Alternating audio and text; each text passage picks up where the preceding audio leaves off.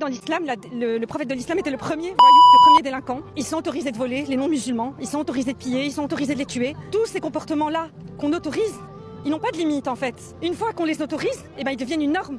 Et c'est pour ça qu'ils sont qui ils sont.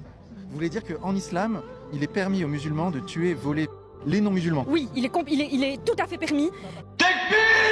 Et ton Seigneur a décrété: n'adorez que lui, et marquez de la bonté envers les pères et les mères. Si l'un d'eux ou tous deux doivent atteindre la vieillesse auprès de toi, alors ne leur dis point fi, et ne les brusque pas, mais adresse-leur des paroles respectueuses. Et par miséricorde, abaisse pour eux l'aile de l'humilité, et dis: ô mon Seigneur, fais-leur à tous deux miséricorde comme ils m'ont élevé tout petit. Votre Seigneur connaît mieux ce qu'il y a dans vos âmes. Si vous êtes bons, il est certes pardonneur pour ceux qui lui reviennent se repentant, et donne aux proches parents ce qui lui est dû, ainsi qu'aux pauvres et aux voyageurs en détresse, et ne gaspille pas indûment, car les gaspilleurs sont les frères des diables, et le diable est très ingrat envers son Seigneur. Si tu t'écartes d'eux à la recherche d'une miséricorde de ton Seigneur, que tu espères, adresse-leur une parole bienveillante, et ne tuez pas vos enfants par crainte de pauvreté. C'est nous qui attribuons leur subsistance, tout comme à vous. Les tuer, c'est vraiment un énorme péché. Et n'approchez point la fornication. En vérité, c'est une turpitude, et quel mauvais chemin. Et sauf en droit, ne tuez point la vie qu'Allah a rendue sacrée. Quiconque est tué injustement, alors que nous avons donné pouvoir à son proche parent, que celui-ci ne commette pas d'excès dans le meurtre, car il est déjà assisté par la loi.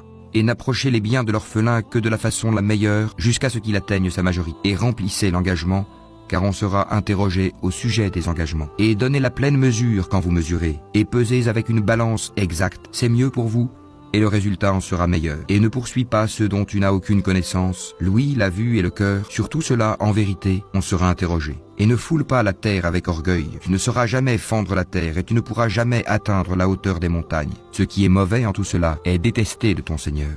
Et si vous punissez, infligez à l'agresseur une punition égale au tort qu'il vous a fait. Et si vous endurez, cela est certes meilleur pour les endurants. Et ne dévorez pas mutuellement et illicitement vos biens, et ne vous en servez pas pour corrompre des juges, pour vous permettre de dévorer une partie des biens des gens, injustement et sciemment. Ô les croyants, que les uns d'entre vous ne mangent pas les biens des autres illégalement, mais qu'il y ait du négoce légal entre vous, par consentement mutuel, et ne vous tuez pas vous-même. Allah en vérité est miséricordieux envers vous.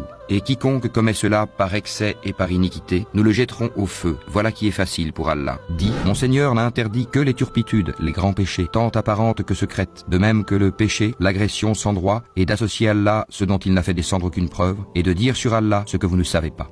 Très certainement nous avons exposé tout ceci dans ce Coran afin que les gens réfléchissent. Mais cela ne fait qu'augmenter leur répulsion.